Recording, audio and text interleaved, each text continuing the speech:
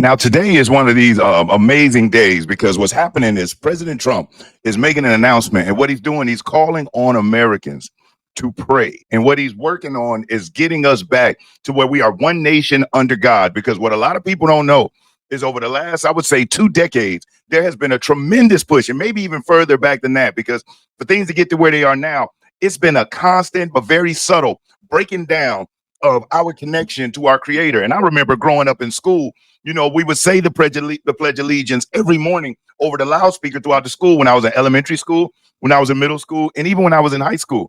And after I graduated high school in 1996, that's when they started taking it out. And you had people no longer saying Christmas, and then it went to Xmas, and people being offended by the name of Jesus Christ. Did you know that even inside of record label contracts, they have verbiage, like specific verbiage that says, these entertainers are unable to say the name of Jesus. You literally almost signed to Polo G's record label. I heard millions in it. I was just planning on going there and signing it. But I'm with one of my old cameraman at the time. Were you in the world this time? Yeah, I was in the world. Yeah, this secular music. It's not even Christian music, not even a thought about Christian. I'm there, I'm looking through the deal, I'm just skimming through it. So then my homeboy grabbed it. Be like, oh, let me just, before you sign, bro, let me just look through it real quick, bro. It's like he knew where the page was or something. He was just flipping, bro. He like stopped. He was like, bro, you ain't read this? I said, read what? The thing said you could not say the name Jesus. It didn't say God. Wow. It said you cannot say the name Jesus. I forgot what else. It said it was like a threat in there. So they'll basically say like they know your family, where they live at. Stuff that's in those like dotted lines that we will not read, but it's literally them saying like, if you say the name Jesus, you're gonna die, or something gonna happen to you. And you have to ask yourself why. They didn't say Muhammad, they didn't say Buddha, they didn't say Krishna, they said Jesus. So for these high-powered executives to let them say the B word and denigrate women and talk about unaliving people and powing people, that's all fine. But if they say the name Jesus Christ, they run a risk of losing everything. Now, in this video, I'm going to show you just what the Biden administration did under the noses of Christians all across America. And I'm willing to bet money that a lot of those people who were supportive of him, that consider themselves to be Christians and good-hearted people, would be dumbfounded when they find out exactly to the extent that the Biden administration went to try to penalize people for their faith. So before we get into this article, because as you see, Trump to call on Americans to pray for nation as 250th birthday approaches, one nation under God. Do you realize that people were more civil when we had a stronger belief system in the Most High God? Because you knew that taking someone's life is wrong and you feared your penalty being damnation. But with these younger children, when you remove it, and then they highlight these corrupt preachers who steal people's money as if that's every single one of them, and it's not.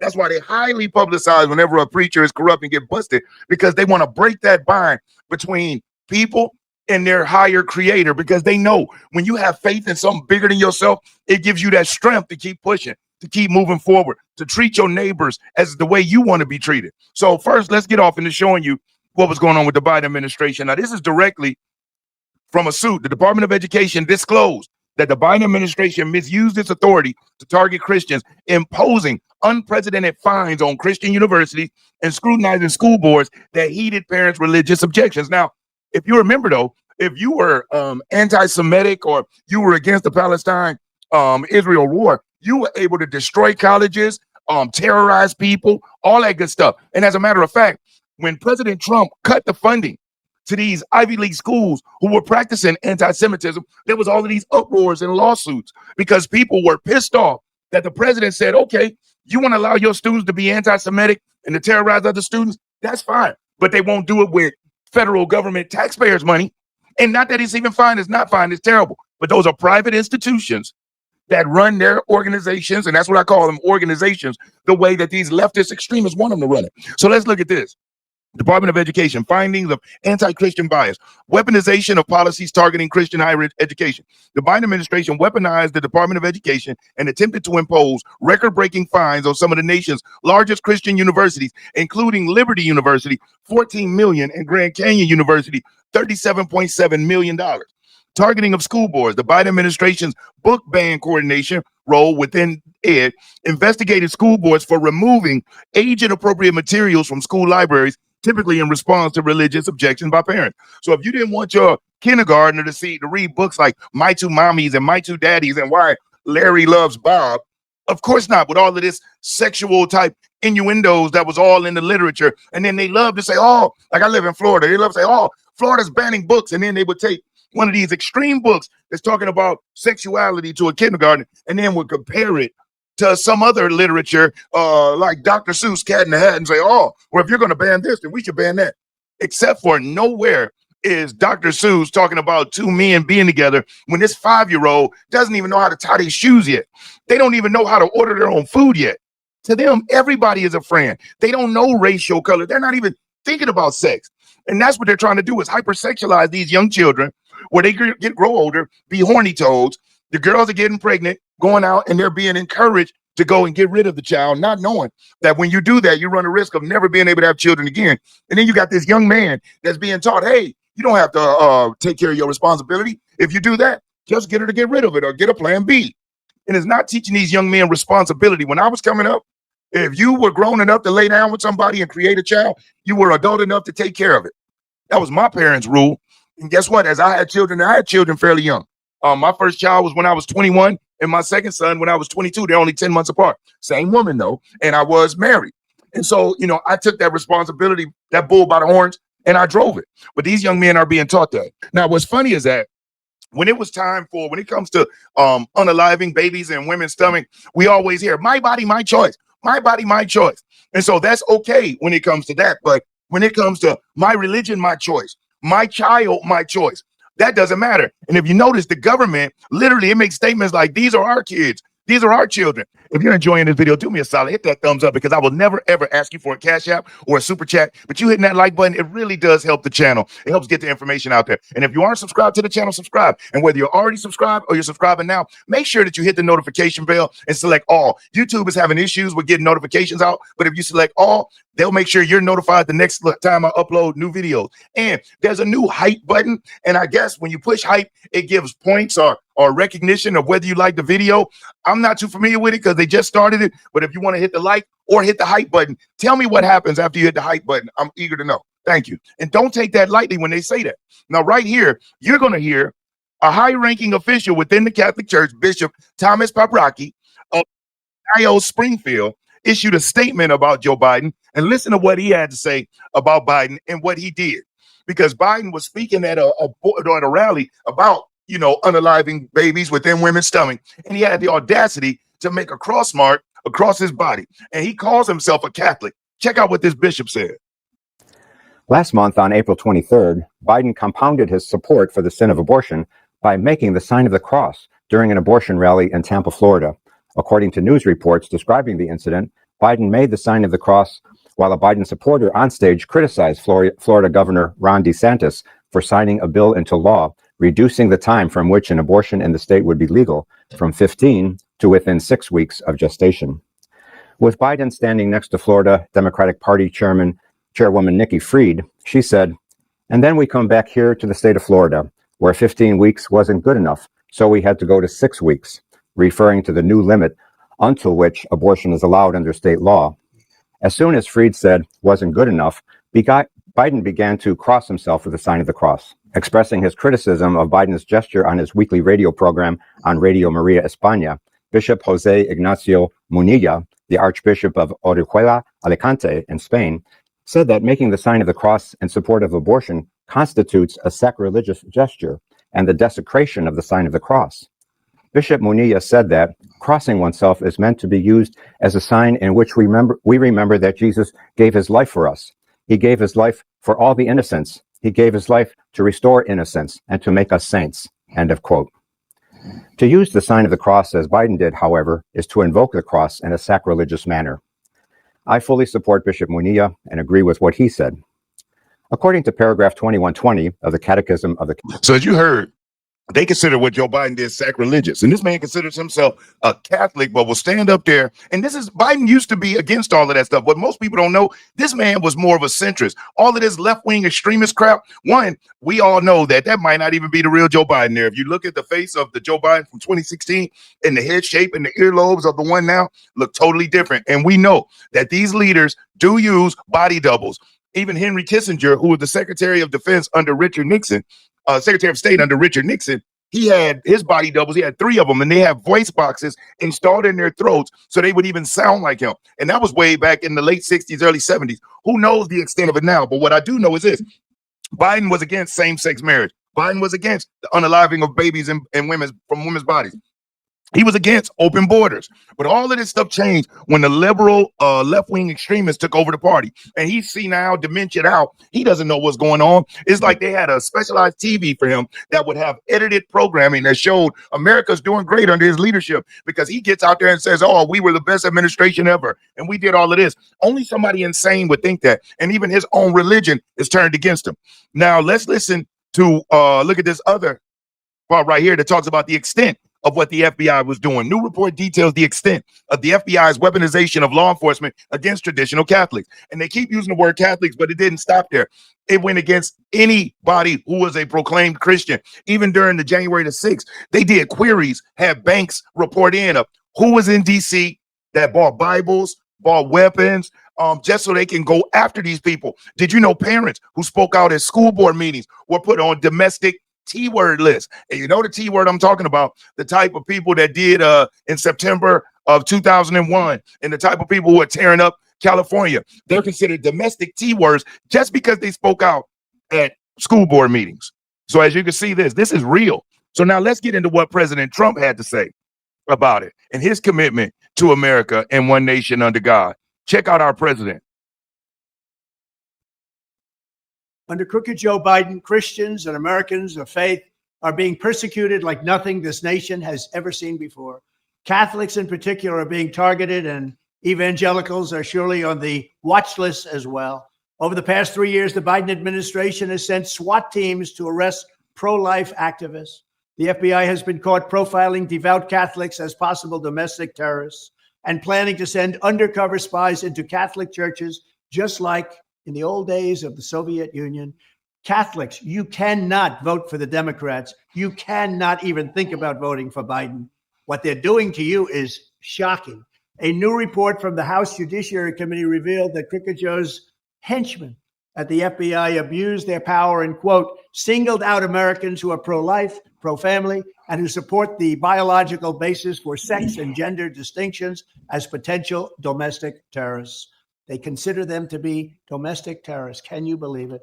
This horrific weaponization of federal law enforcement against Christians is totally un-American. It is also a violation of civil rights. As president, I will create a new federal task force on fighting anti-Christian bias. It will be led by a reformed Department of Justice, but it will involve many agencies and departments. Its purview will be to investigate all forms of illegal discrimination, harassment, and the persecution of Christians in America, as well as the use of taxpayer dollars to promote anti-Christian bigotry. Among other initiatives, the task force will review the past DOJ persecutions and prosecutions for evidence of anti-Christian prejudice, and it will also look at government agencies, universities, and major corporations that have adopted anti-Christian diversity, equity, and inclusion programs. Under my leadership, never again will the federal government be used to target religious believers. Americans of faith are not a threat to our country. Americans of faith are the soul of our country. We will protect Christians and people of faith. We will defend religion. We will defend our First Amendment, and we will restore the rule of law in America. Thank you very much. So you heard our president giving it to us straight. Now, here's another clip of President Trump, more recent, because he's making this announcement, but we have to commend the man for keeping his word. And after what happened to him out there in Budlow, Pennsylvania, I think it changed him. Check this out. But America was founded on faith, as we know, and I've been saying it for a long time. And when faith gets weaker, our country seems to get weaker. When faith gets stronger, as it is right now, we're having a very good period of time. After some rough years, good things happen for our country. It's amazing the way it seems to work that way. And under the Trump administration, we're defending our rights and restoring our identity as a nation under God. We are one nation under God, and we always will be. But America was founded on faith, as we know, and I've been saying it for a long time. So you got the president bringing it back. And think about it. You're going to have people that are going to push back against that. And why? What would be their reason for pushing back on everybody? And regardless of what your religion or your belief is, belief in a higher power, something greater than ourselves. To use the word, the name God, or to say Jesus, that shouldn't be looked on, especially the fact that they're allowing these people to build satanic temples, and all of these movies coming out are so demonic. The music, demonic. And it's like the crazier the music and the movies get, the crazier society gets. And again, I remember crime has been around my entire life, but I've watched it escalate. I've watched it increase. I've watched it multiply and get younger.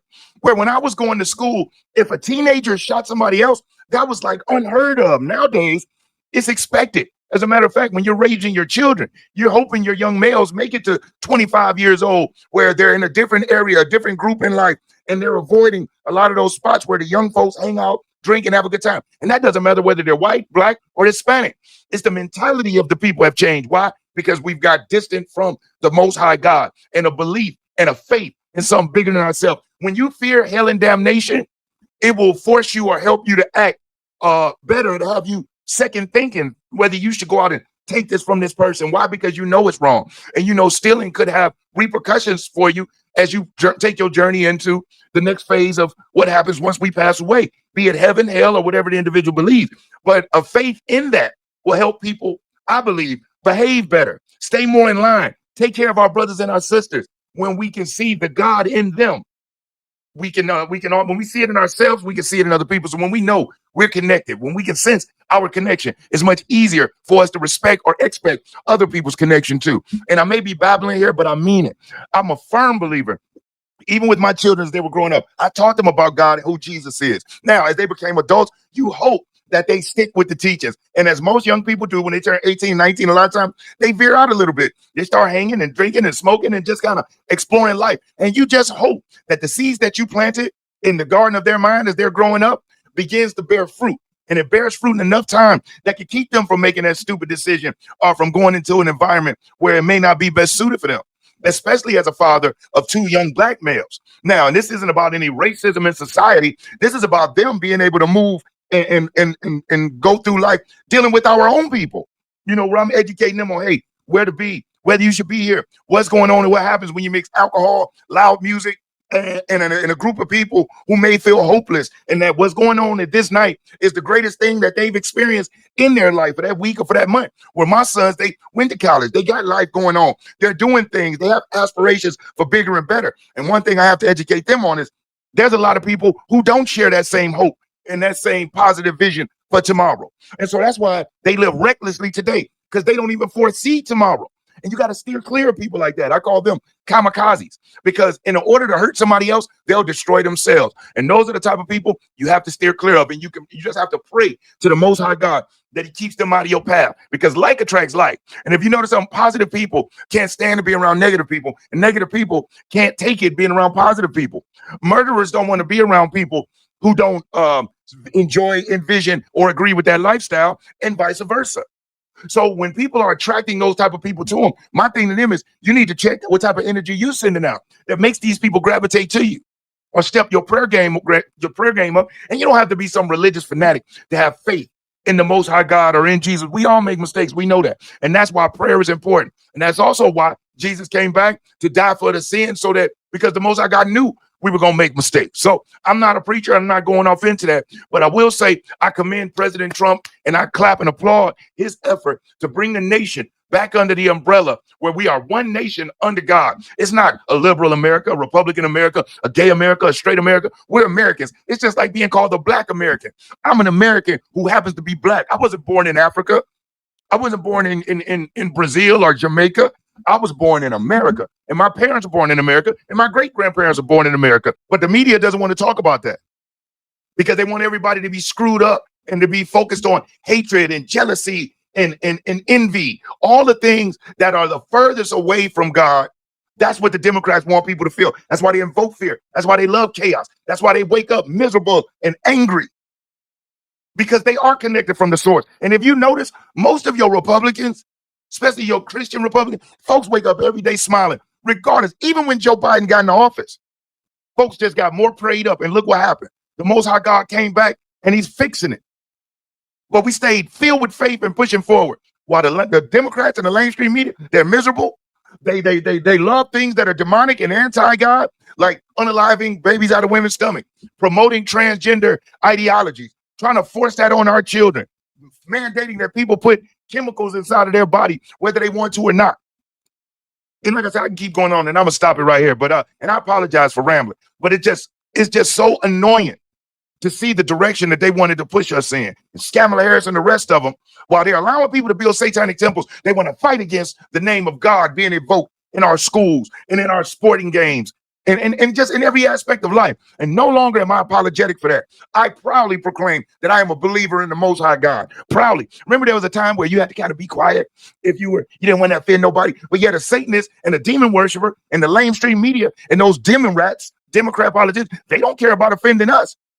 So why should we care about proclaiming our faith from a rooftop? Dang it, that's what we do from here on out, unapologetically. And I thank you so much for watching. If you've watched up to this point, I do appreciate you from the top and bottom of my heart. And if you haven't already, hit the like button. Leave a comment. Tell me what you feel about this. Do you agree with the one nation under God, or do you think it's too much? Subscribe to the channel if you aren't subscribed. And most importantly, I want you to stay safe and you be great. I'm Brian Maxwell saying I look forward to seeing you at the top. Over and out, y'all.